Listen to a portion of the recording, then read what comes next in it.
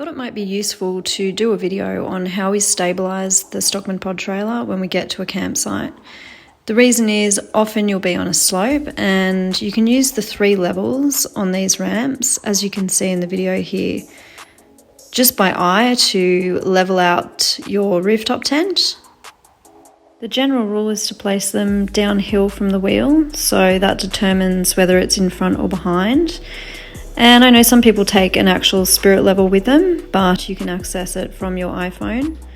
Go into your utilities folder, have a look at that measure app there, open it up and select level. It's quite useful.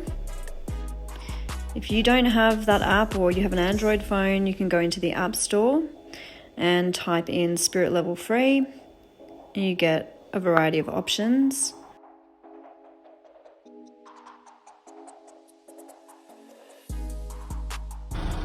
Then there's these little chocks that sit in the grooves at the back. Here's the chock correctly in place, and that won't move now, just in case the trailer does suddenly slip backwards. You'll see in some of my videos we have one ramp, but mostly the sites that we stay at are really flat. So in that case, we simply put a pair of wheel chocks at the front.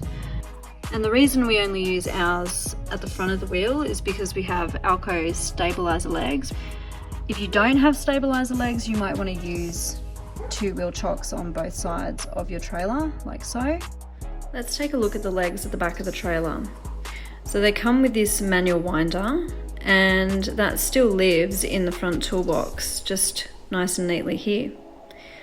It's a good idea to carry it in case your battery on your drill fails, if you decide to take a drill that is, and we find that it's a lot faster. This is me manually winding them down in real time.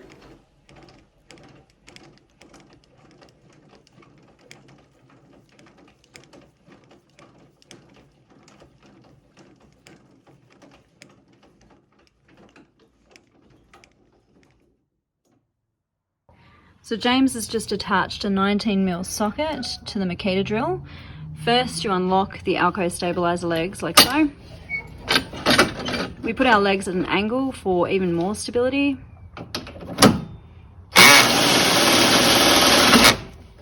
And that's as simple as it is. We also take the Makita drill to do the hex pegs as well for the awning, and it saves us a lot of time. Quick tip, so when camped on a slope, and that's really common, the angle of the trailer can put some pressure on the tow ball, making it quite difficult to unhitch from the ute. Because we already have this offcut of wood with us for chopping firewood on, we simply put it under the jockey wheel and it gives it that extra lift. So James is going to release the jockey and wind it down.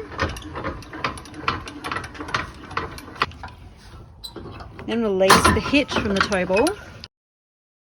Keep winding until the hitch is completely free of the tow ball.